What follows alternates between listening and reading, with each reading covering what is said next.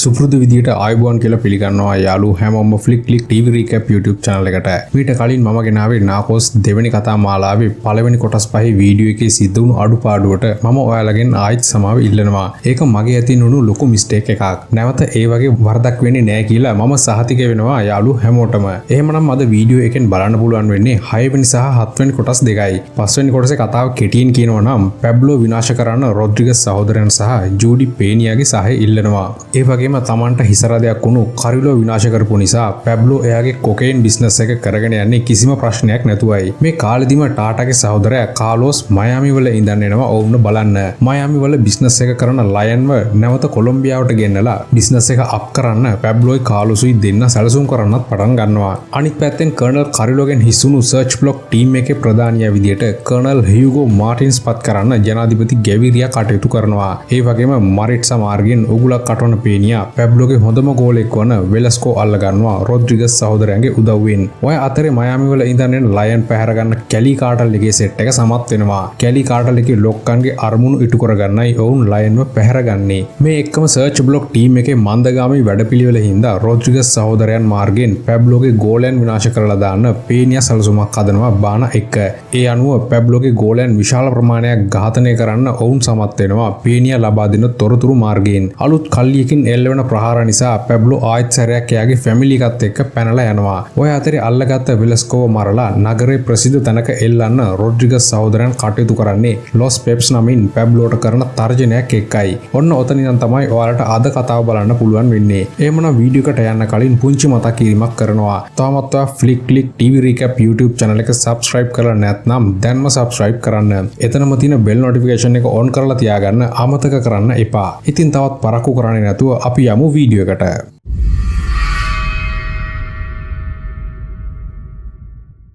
හයවෙනි කොටස ආරම්භ වෙන්නේ කාලයකට කලින් ගුස්තාවෝ එක්ක රේස් පදින පැබ්ලෝගේ දර්ශනයකින්. පැබ්ලෝගෙත් ගුස්තාවෝගෙත් විනෝදාංශය වෙන්නේ කාර් රේස් පදින එකයි. නමුත් පැබ්ලෝට කවදාවත් Tamanගේ යාළුවා පරාද කරන්න නම් ලැබෙන්නේ නැහැ. මේ විදි සුන්දර මතකයක් පැබ්ලෝගේ ඔළුවට එකපාර එන්නේ ඔහු ආසම කළ ස්ථානයක් විනාශ කරලා තිනවා දැක්කමයි. පැබ්ලෝ සහ ගුස්තාවෝ රේස් පැදපු කායකතුවක් තියෙන වාහනාංගනයක් ලොස් පෙප්ස් කල්ලිය විසින් සම්පූර්ණයෙන් ගිනි තියලා විනාශ කරලා තිනවා ආරක්ෂාවට හිටපු මිනිස්සුත් එක්කම.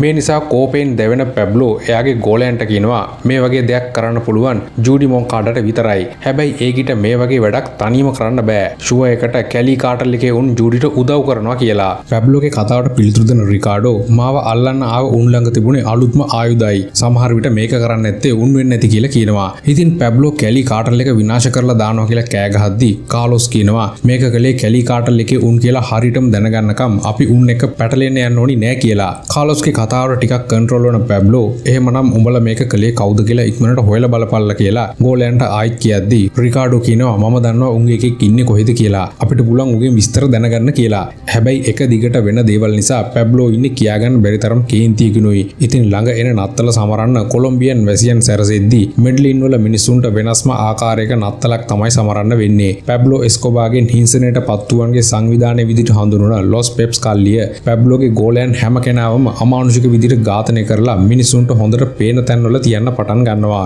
මේ නිසා හැමෝම දැනගන්නවා පැබ්ලෝට එරෙහිව ලොස් පෙප්ස් කල්ලිය යුද ප්‍රකාශ කරලා කියලා. ඔය අතරේ ගැවිරියා හම්බ වෙන ඇමති මණ්ඩලය ඔබතුමාට කොයි වෙලේ හරි ලොස් පෙප්ස් කල්ලිය ගැන කියන්න වෙනවා. ඔවුන්ගේ අමානුෂික ක්‍රියාකාරකම් එන්න වැඩි වෙලයි තියෙන්නේ කියලා ඔහුට කියනවා. ඇමති මණ්ඩලයේ කිහිප දෙනෙක් ලොස් පෙප්ස් කල්ලිය කරන වැඩ සාධාරණීකරණය කරනවා කියලා තේරුම් ගන්න ගැවිරියා අපි දැන් අවධානය දෙන්න ඕනි පැබ්ලෝව අල්ලන්න විතරයි. ලොස් පෙප්ස් ගැන අපි පස්සේ බලාගමු කියලා ඔවුන්ට කියනවා. ඔය අතරේ සර්ච් බ්ලොක් ටීම් එක හොයාගෙන තිනවා පැබ්ලෝගේ ගෝලයෙක් වන හයිරෝ ඉන්න තැනක් ගැන. හයිරෝගේ අම්මා අසනීපෙන් ඉන්න නිසා ඔහු අම්මා බලන්න එන වෙලාවක අල්ලගමු කියලා හියුගෝ සර්ච් බ්ලොක් ටීම් එකට උපදෙස් දෙනවා. හියුගෝ ඔවුන්ට කතා කරන වෙලාවෙ පේනියයි මර්ෆි දෙන්නත් ඔහුගේ කතාවට ඇහුම්කන් දීගෙනයි ඉන්නේ. මෙතනදී හියුගෝ ටීම් එකට කියනවා පැබ්ලෝට ගහන ලොස් පෙප්ස් කල්ලියට වඩා වෙනස් විදියටයි අපි වැඩ කරන්න ඕනි. ඒක ඔළුවේ තියාගෙන ඔයාලා වැඩ කරන්න කියලා. හැබැයි DEA නිලධාරීන්ට මේ මෙහෙයුම් වලට යන්න මෙසිනතාවම අවසර දෙන්නේ නැති නිසා ඔවුන්ට රාජකාරී කරන්න වෙන්නේ මූලස්ථානයේ ඉඳන්මයි. තමයි. නමුත් ෂේප් එකේ එළියට එන පේනියා ඊළඟට එනවා බාන හොයාගෙන. හයිරෝ ඉන්නවා කියන තැන ගැන ඔහුට දැනගන්න ලැබුණු එක ගැන බානට කියන පේනියා මිනිහා ඉන්න තැන හරියටම හොයාගන්න සර්ච් බ්ලොක් එකට තව දවස් ටිකක් යන්න පුළුවන්. ඊට කලින් උඹලා ඌව හොයාගනින් කියලා කියනවා. ඉතින් පේනියාගෙන් ලැබුණු තොරතුරු ශනිකව කාලොස්ට දැනුම් දෙන බාර්නා පුළුවන් ඉක්මනට වැඩේ කරන්න කියලා උන්ට කියනවා. ඔය අතරේ සර්ච් බ්ලොක් ටීම් එක මිනිසුන්ගේ නිවාස පරීක්ෂා කරමින් විස්තර අහමින් හයිරෝ හොයන්න පටන් ගන්නවා. මේ සේවිම් කණ්ඩායමට හියුගෝගේ පුතත් එකතු වෙනවා. ඉතින් හයිරෝව අල්ලගන්න ඔවුන් මෙහෙයුම් කළත් සර්ච් බ්ලොක් ටීම් එකට අල්ලගන්න ලැබෙන්නේ පැබ්ලෝගේ වෙනත් ගෝලයෙකුයි. හැබැයි ලොස් පෙප්ස් කල්ලිය ඊට වඩා ලේසියෙන් මිනිසුන්ට සල්ලි දීලා හයිරෝ ඉන්න තැන දැනගන්නවා. ඉතින් සර්ච් බ්ලොක් සෙට් එක එන්න කලින් හයිරෝව හොයාගන්න ලොස් පෙප්ස් කල්ලිය ඔහුව පැහැරගෙන යනවා. ටික වෙලාවකින් සර්ච් බ්ලොක් සෙට් එක හයිරෝගේ නිවසට ආවත් හයිරෝ ගැනවත් ඔහුව පැහැරගත් අය ගැනවත් කිසිම හෝඩුවාවක් දැනගන්න ලැබෙන්නේ නැහැ. නමුත් සිදුවීම් පෙළගැහුණු ආකාරය ගැන කල්පනා කරන මර්ෆි තේරුම් ගන්නවා හයිරෝව අල්ලගන්න ඔවුන්ට කලින් ලොස් පෙප්ස් කල්ලිය එන්න ඇත්තේ ඔවුන්ට ලැබුණු ඔත්තුවක් මත කියලා සහ ඒකට පේනියාගේ සම්බන්ධයක් තියෙනවා කියලා.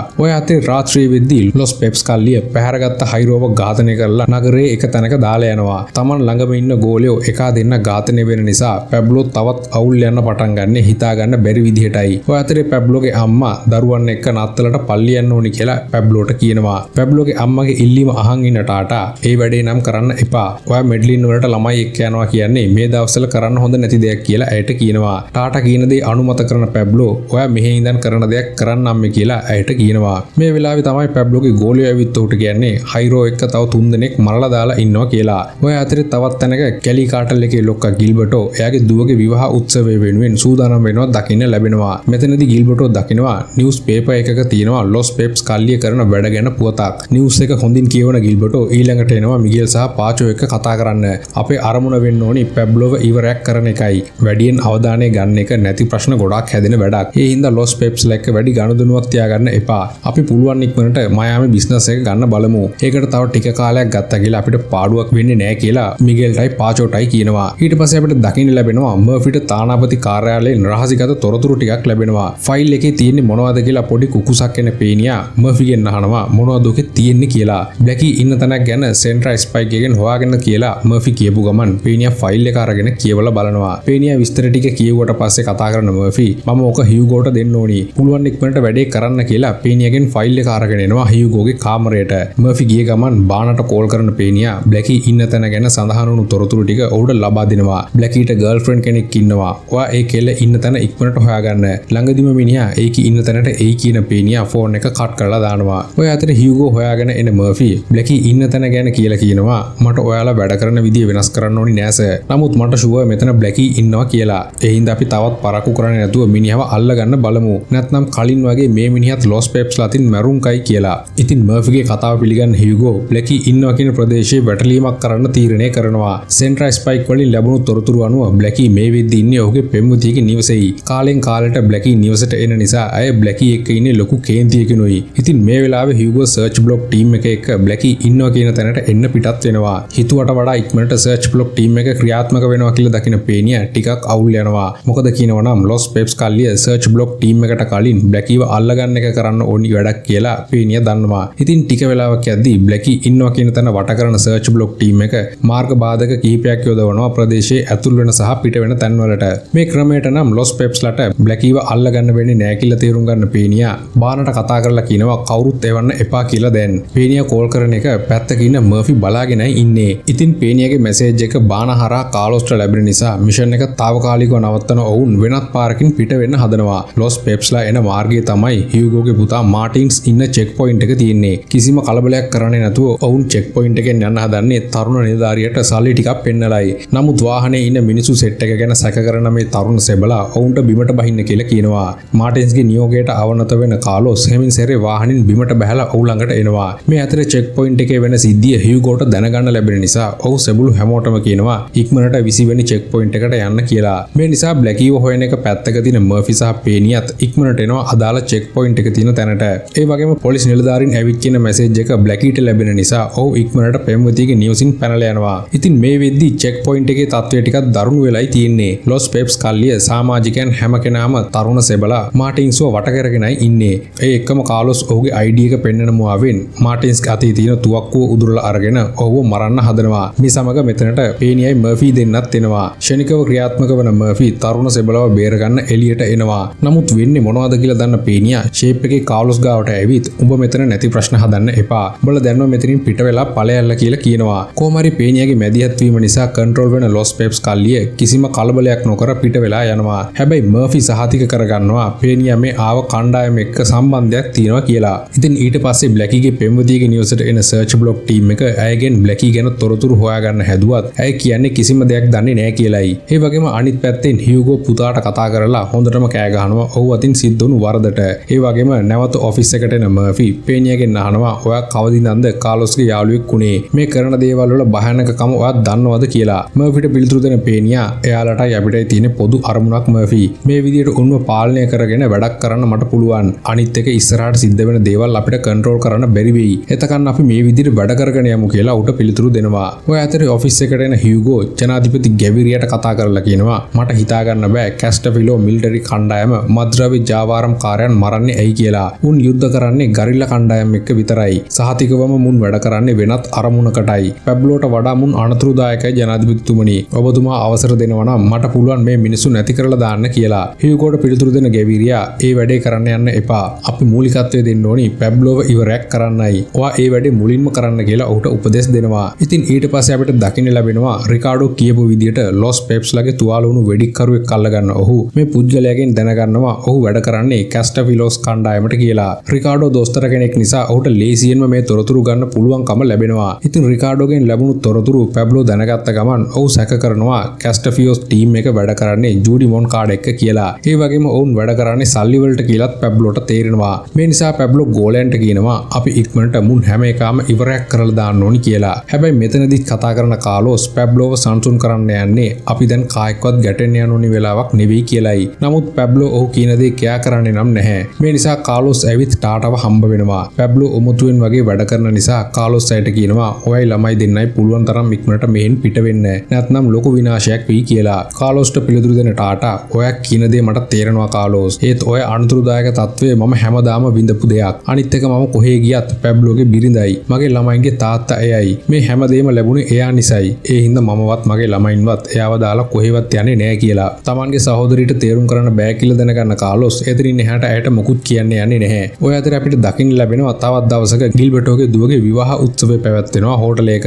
කැලි කාටල් එකේ සමාජිකයන් වගේම හිතවතුන් විශාල පිරිසක් මැද තියෙන මේ විවාහ උත්සවයේ ජයටම පැවැත්වෙනවා. ඉතින් විවාහ උත්සවයේ අතරේ මනාලිය සහ මනාලයා ඉවසන්න බැරි අමාරුවක් ඇදිලා ශාලාවෙන් එළියට එන අතරේ බෝම්බයක් පුපුරලා යනවා හෝල් එක ඇතුලේ. මේ බෝම්බ ප්‍රහාරයෙන් උත්සවයට සහභාගී වුණු කිහිප දෙනෙක් මිය ගියත් ගිල්බර්ටෝ, පාචෝ සහ මිගෙල් මේ කාටවත් අනතුරක් වෙන්නේ නැහැ. නමුත් Tamanගේ දියණියගේ විශේෂිත දවස කඩාකප්පල් කරලා දාපු මේ බෝම්බ ප්‍රහාරය කළේ පැබ්ලෝගේ ගෝලියෝ කියලා සහතික කරගන්න ගිල්බර්ටෝ වියරු වැටෙනවා. මගේ ෆැමිලි එකට ගහන්න ඌට වටින්නේ නැහැ. මෙහෙම වැඩක් කරන්න පුළුවන් පිස්සෙක්ට විතරයි. මේ වැඩේ කරපු පැබ්ලෝටයි පැබ්ලෝට සම්බන්ධ හැම එකාවමයි මේ වැඩේ කරපු හැම එකාවමයි මම මරලා දානවා. ඒක මම නවත්තන්නේ නැහැ කියලා ඔහු වියරුවෙන් කෑ ගහනවා. ගිල්බර්ටෝගේ වියරු හැසිරීම දකින්න මිගෙල්ට සහ පාචෝට තේරෙනවා හිතපු තරම් වැඩේ ලේසි වෙන්නේ නැහැ කියලා ඉස්සරහට. ඔය අතරේ පැබ්ලෝත් දැනගන්නවා කැලි කාටල් නායකයන්ට කිසිම අවුලක් වෙලා නැහැ කියලා බෝම්බ ප්‍රහාරයෙන්. මේ ගැන කල්පනා කරමින් ඉන්න පැබ්ලෝ හම්බ වෙන්න එන කාලෝස් ඔයාට මේ වැඩ නිදහසේ කරගෙන යන නම් ටාටයි ළමයි දෙන්නවයි වෙන රටකට යවන්න.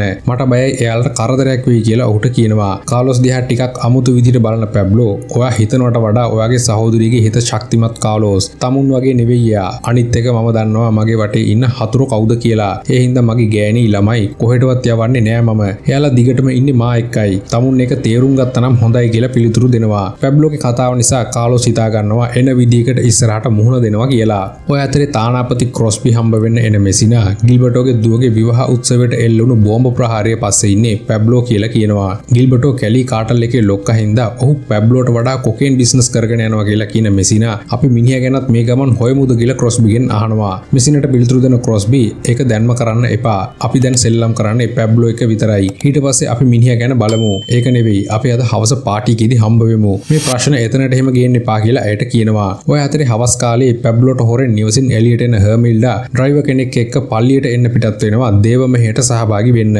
හර්මිල්ඩා දේව මෙහෙයට සහභාගී වෙන අතරේ පල්ලියේ ඉන්න පුද්ගලයෙක් හඳුනා ගන්නවා අය පැබ්ලෝගේ අම්මා කියලා. ඒ වගේම අනිත් පැත්තෙන් ජනාධිපති මන්දිරයේ තියෙන නත්තල් පාටියකට සහභාගී වෙන්න ගැවිරියත් එනවා. මේ නත්තල් පාටියකට කොලොම්බියන් ආණ්ඩුවේ ප්‍රබලයන් වගේම නීතිපති ඩේරීෆ් මැති අමතුවරු වගේම විදේශ නිලධාරීනුත් සහභාගී වෙනවා. නීතිපති ඩේරීෆ් මෙතනදී කතා වෙන්නේ ජනාධිපතිවරයාගේ වැරදි ක්‍රියාකලාපයයි. ලොස් පෙප්ස් කල්ලිය කරන ඝාතන ගැවිරියා නොසලකා හැරීම වගින් ඔහුගේ ප්‍රතිරූපයට හානි වෙනවා කියලා ඩේරිෆ් කියන්නේ. හැබැයි ඩේරිෆ්ගේ මතය ජනාධිපති ගැවිරියත් දැනගෙන ඉන්නේ. ඉතින් සාදේදී ගැවිරියා ළඟට එන තානාපති ක්‍රොස්බි ඔබතුමා ලොස් පෙප්ස්ලා ගැන කිසිම ඇක්ෂන් එකක් ගන්නේ නැතුව ඉන්නේ කොහොඳයි. මොකද උන් දැන් පැබ්ලෝට ගොඩක් ලං වෙලා ඉන්නේ. අපි උන් මාර්ගෙන් හරි පැබ්ලෝව ඉවරයක් කරගන්නයි දැන් බලන්න ඕනි. උන් ඒක කරපු ගමන් අපි ලොස් පෙප්ස්ලව ඉවරයක් කරලා දාමු කියලා ඔහුට කියනවා. ක්‍රොස්බි කියන කතාව ගැන ටික වෙලාවක් කල්පනා කරන ගැවිරියා මම දැනට උන් ගැන හොයන්න යන්නේ නැහැ. තව ටික කාලයක් ඉවසලා බලනවා කියලා පිළිතුරු දෙනවා. ඒ වගේම සාදේ අතරතුරේ වෙනත් තැනක ඉන්න බිල් ස්ටෙක්න හම්බ වෙන්න මෙසිනා එනවා. මෙසිනා ඔහුව හම්බ වෙන්න එන්නේ ඇයට වද දෙන කාරණාවක් ගැන සහතික කරගන්නයි. ඉතින් බිල් එක ඩ්‍රින්ක් එකක් දාන ගමන් කතා කරන මෙසිනා දැනගන්නවා බිල් ඇෆ්ගනිස්තාන යුද කටයුතු වල CIA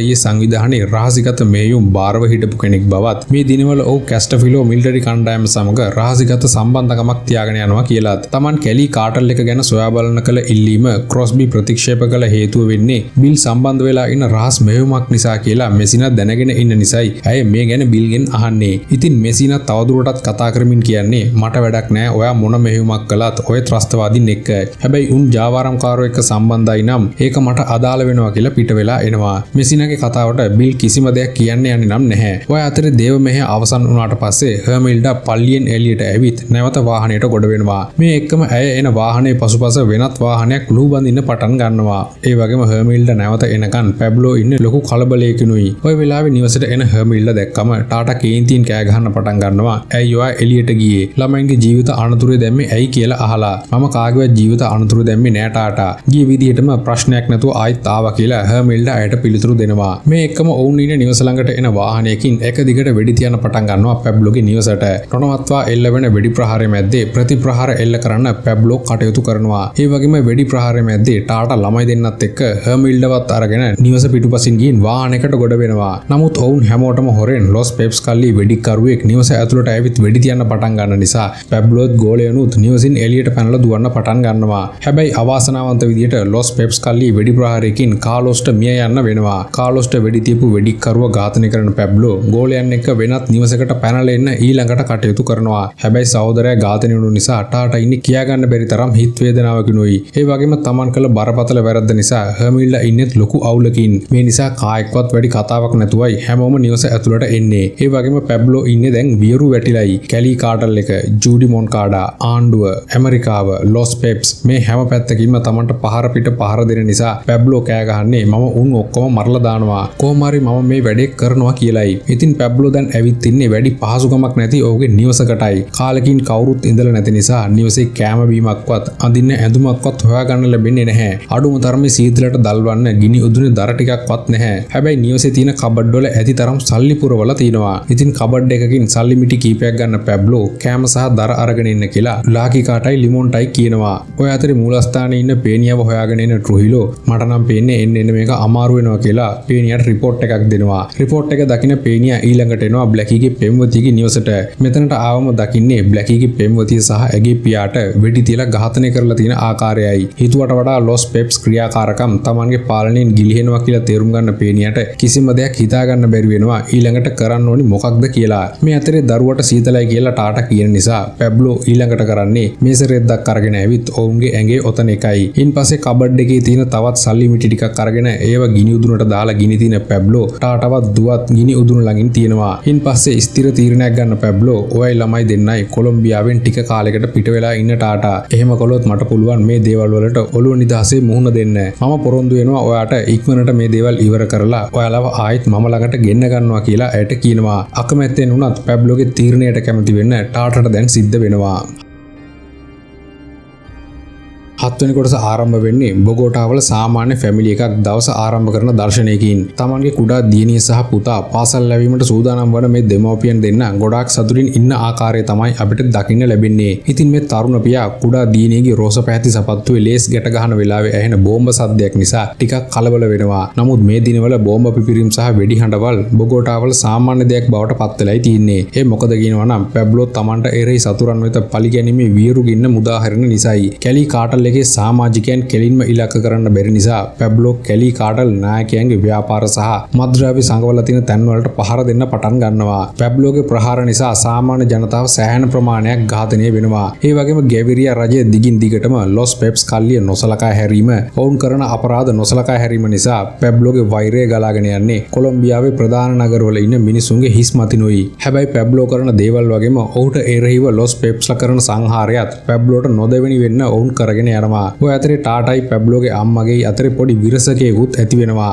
මේකට හේතුව වෙන්නේ කාලෝස්ට මිය යන්න උනේ හර්මිල්ඩාගේ පල්ලි ගමන නිසා කියලා ටාටා එල්ල කරන චෝදනාවයි. ටාටාගේ චෝදනාව නිසා හර්මිල්ඩා ඉන්නේත් ලොකු හිත් වේදනාවකිනුයි. ඉතින් අම්මගේ බිරිඳගේ මේ ගැටුම් නිසා අසරණ වෙන්නේ පැබ්ලෝයි. මොකද ඔහුට මේ දෙන්නම තමන්ගේ S2 වගේයි. මේ නිසා තවත් කල්පනා කරන පැබ්ලෝ ටාටායි දරු දෙන්නයි එක්ක අම්මවත් ජර්මනියට යවන තීරණය කරනවා. හැබැයි මේ හැම ප්‍රශ්නයක් එක්කම පැබ්ලෝ සෑහෙන මානසික පීඩනයකට ලක් වෙනවා. ඊළඟට දකින්න ලැබෙනවා පැබ්ලෝගේ කොකේන් තිත්පලකට පැනලා ඒකේ හිටපු මිනිස්සු හැමෝම මරලා දාන ලොස් පෙප්ස් කල්ලිය අල්ලගත්ත කොකේන් තොගේ කැලි කාටල් එකට යවන්න සූදානම් වෙනවා. නමුත් මෙතනට එන ජූඩි කොකේන් කැලි එකට යවන්න කැමති වෙන්නේ නැහැ. මේ තිත්පල කලින් තිබුණේ මොන් කාඩගේ යටතේ නිසා. ඊටත් වඩා කැලි කාටල් එකේ අය මේ කරන්නේ තමන්ගේ ගොඩ වඩා ගන්න එක කියලා ඇය දන්න නිසා ඇය කාලොස්ට කියනවා උන් විශ්වාස කරලා මේව කරන්න එපා. මේවා මට අයිති දේවල් කියලා. ජූඩිගේ කතාවට පිළිතුරු දෙන කාලොස් අපි උන් විතරක් නෙවෙයි ජාවාරම් කාරෝ කාවත් විශ්වාස කරන්නේ නැහැ කියලා පිළිතුරු දෙන්නේ ටිකක් කේන්තියෙන් වගේ. මේ නිසා ජූඩි ඔවුන් එක්ක ෂේප් එකේ කතා කරනවා. මේ වෙලාවේ ඇයට කාවත් තරහ කරගන්න ඕනි නැති නිසා.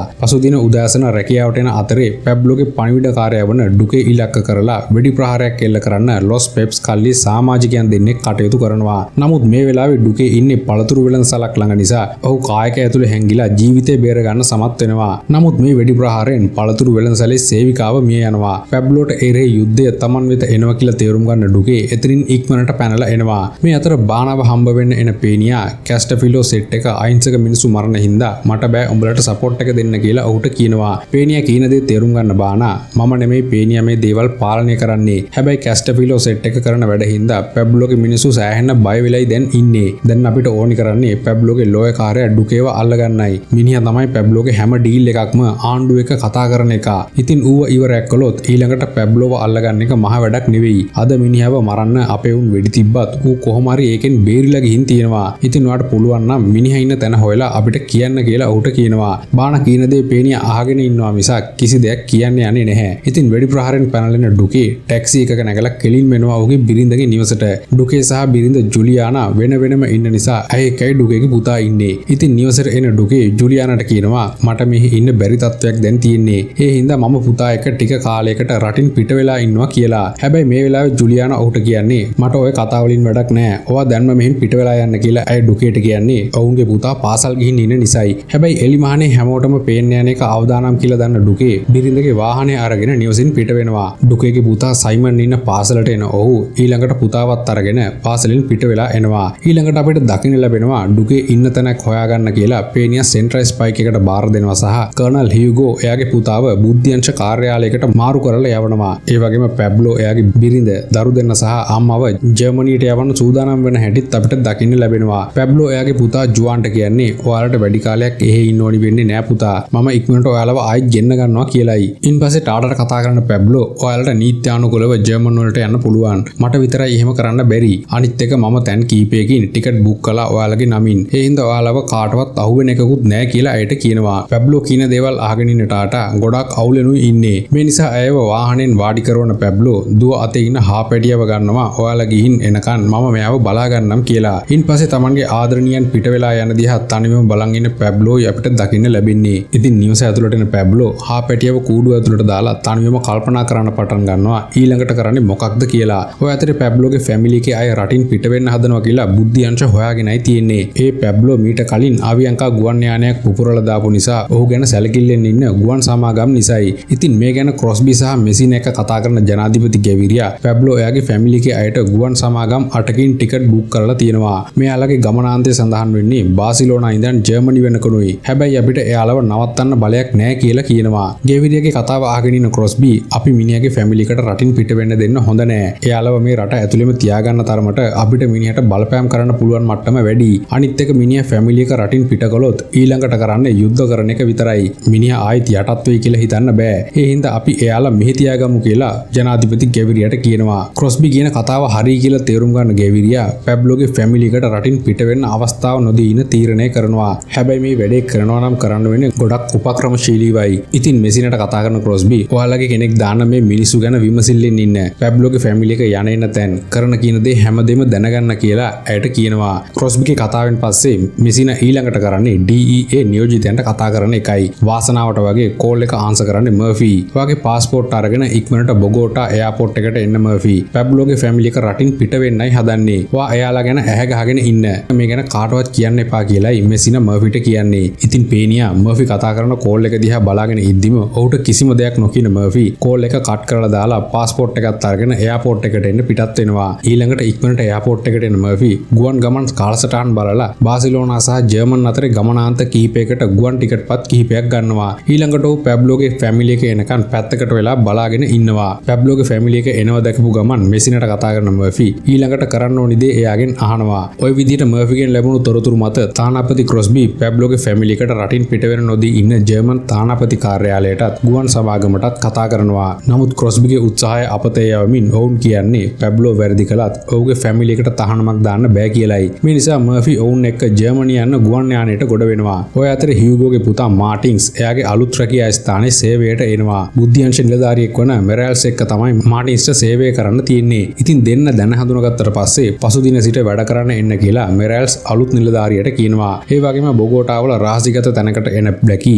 මෙතන වැඩ කරන සෙට් එකකට කෑ ගහනවා උඹලා ඉක්මනට වැඩ කරපල්ලා මට තව බෝම්බ ටිකක් හදාගන්නයි ඕනි කියලා. පැබ්ලෝගේ විනාශකාරී වැඩවලට ඕනි කරන බෝම්බ නිෂ්පාදනය කරන්නේ මෙතනයි. ඉන්පස්සේ පැබ්ලෝට කතා කරන බ්ලැකි ටාටායි ළමයි දෙන්න සහ හර්මෙල්ලා කිසිම කරදරයක් නැතුව ගුවන් යානයට ගොඩ වුණා. ඔයා කීප විදිහට කැලි එකේ තැන් කීපයක් විනාශ කරලත් දැම්මා. දැන් මම ආයිත් එන්න ඕනිද කියලා පැබ්ලෝගෙන් අහනවා. ෆැමිලි එක කරදරයක් නැතුව ගියේ එක ගැන සතුටු වෙන පැබ්ලෝ ඔබ දැන්ම එන්න එපා. තව වැඩ ටිකක් තියෙනවා කරන්න කියලා ෆෝන් එක තියෙනවා. ෆෝන් එක තියපු ගමන් පැබ්ලෝ එක්කොරම් බිම ඇද වැටෙනවා. ඔහුට ඇති වෙන ෆේන්ට් එකකින්. ඔය අතරේ අපිට දකින්න ලැබෙනවා ගුවන් යානයේ ඉන්න මර්ෆි පැබ්ලෝගේ ෆැමිලි එක දිහා විමසිල්ලෙන් බලන් ඉන්න ආකාරය. ඒ වගේම ඩුකේ ඉන්න තැන හොයාගත්ත සෙන්ට්‍රල් ස්පයික් ටීම් එක ඒ ගැන විස්තර පේනියට ලබා දෙනවා. ජුලියානාගේ කායක පැහැරගෙන ගියේ එකේ කම්ප්ලේන් එකකුත් පේනිය දකින්න නිසා ඔහු තේරුම් ගන්නවා ඩුකේ එයාගේ ළමයාත් එක්ක පැනලා යනවා කියලා. ඉතින් මේ ගැන බානට කියනවා කියලා පේනිය හිතුවත් අන්තිමට ඔහු ඩුකේ ගැන විස්තර බානට දෙන්නේ නැහැ. පේනියට දැන් ඕනි කරන්නේ ඩුකේව පණ පිටින් අල්ලගෙන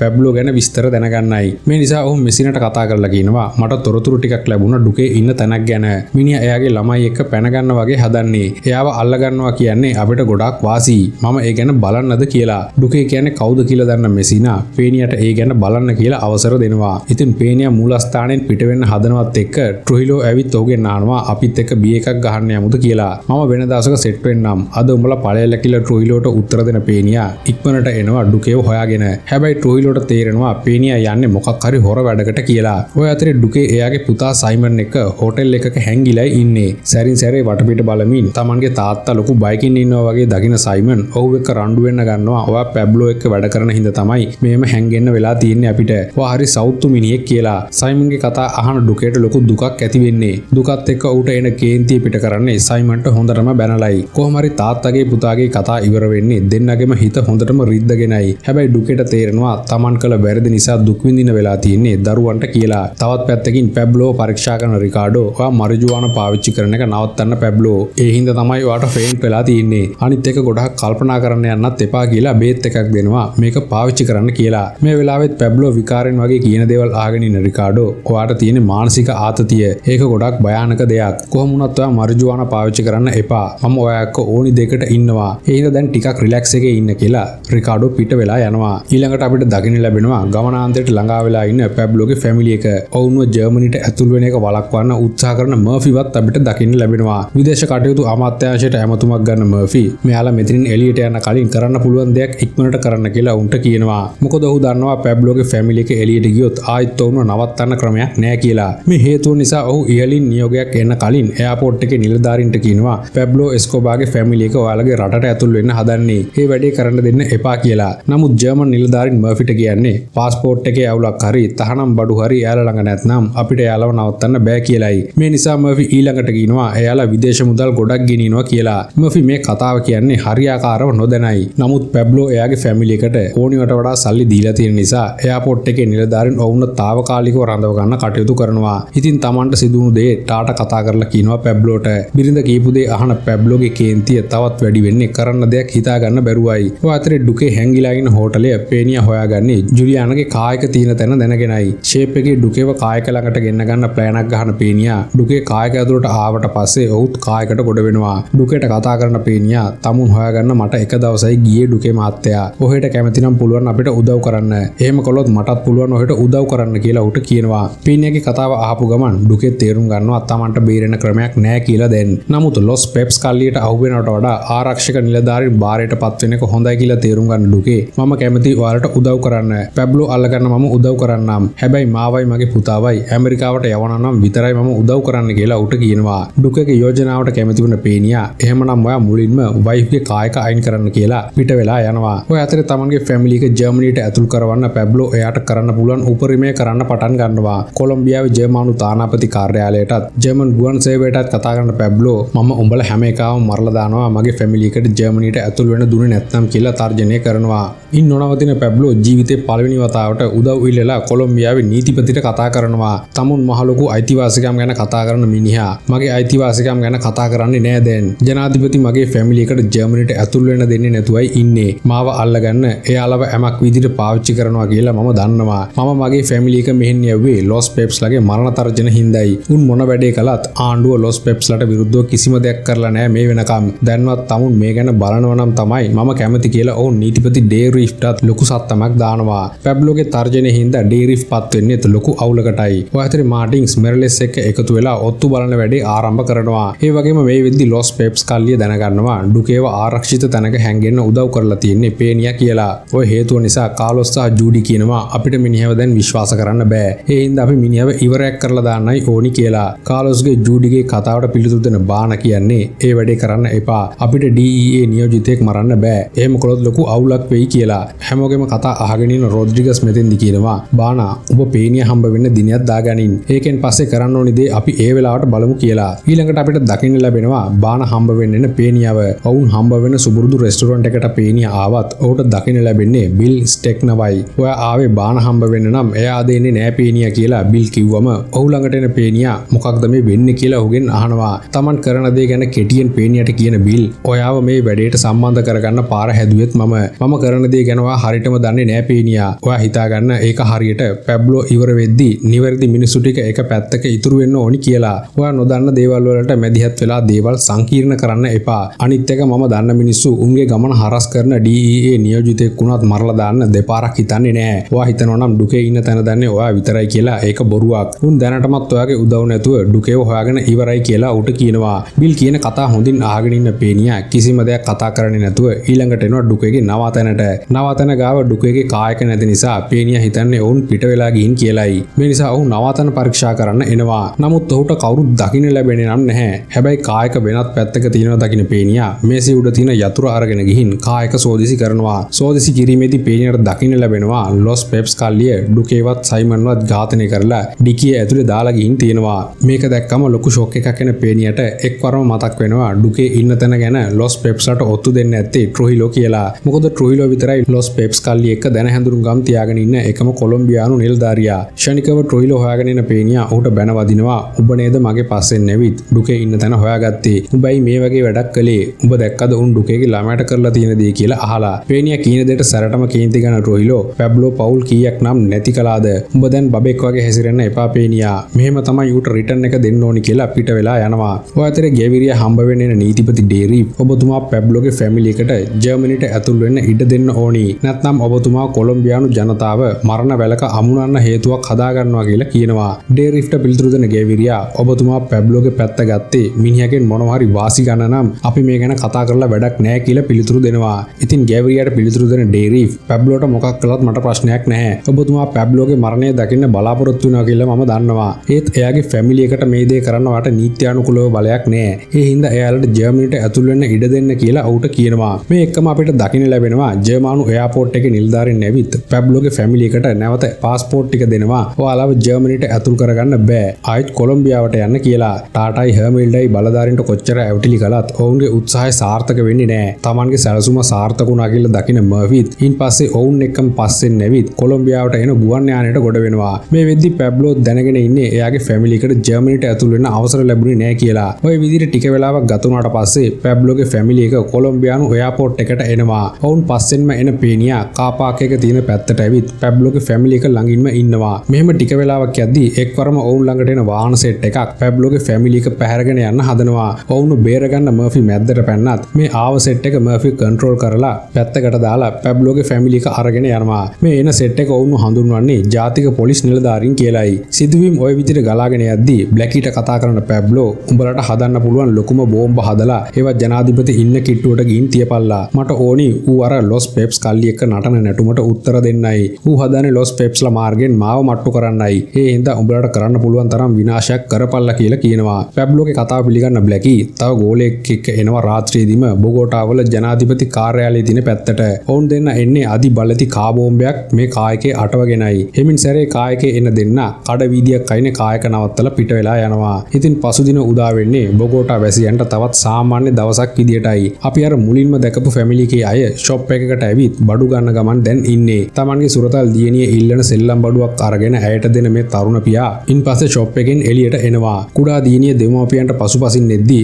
එක්වරම විශාල සද්දයකින් කා බෝම්බේ පුපුරලා යනවා. බ්ලැකී කායක නවත්තලා ගින් තියෙන තැන තමයි ඔවුන් හැමෝම ඉන්නේ. ඉතින් මේ බෝම්බ ප්‍රහාරයෙන් පාසල් ළමුන් ඇතුළුව තවත් මිනිස්සු සෑහෙන ප්‍රමාණයක් මිය යනවා. බෝම්බ සද්ද ජනාධිපති කාර්යාලයේ ඉන්න ගැවිරියටත් පැහැදිලිව ඇහෙනවා. හැබැයි පැබ්ලෝ මේ බෝම්බේ වගකීම බාරගන්නේ නම් නැහැ. මොකද ඔහුට ඕනි කරන්නේ කවුද කළේ කියන ප්‍රශ්නාර්ථය ආණ්ඩුවට ඉතුරු කරන්නයි. ඉතින් බෝම්බ ප්‍රහාරයෙන් පස්සේ Tamanගේ දුව හොයන මේ තරුණ පියාට දකින්න ලැබෙන්නේ ඇය පැලඳගෙන හිටපු රෝස පැහැති සපත්තුව විතරයි. එහෙමනම් නාකෝ සීරීස් එකේ 8, 9 සහ 10 කොටස් වලින් නැවත හමු වන බලාපොරොත්තුෙන් අදට මම ඔයාලගෙන් සමු ගන්නවා. නාකෝ ස්වරු හැමෝටම ජයම වේවා.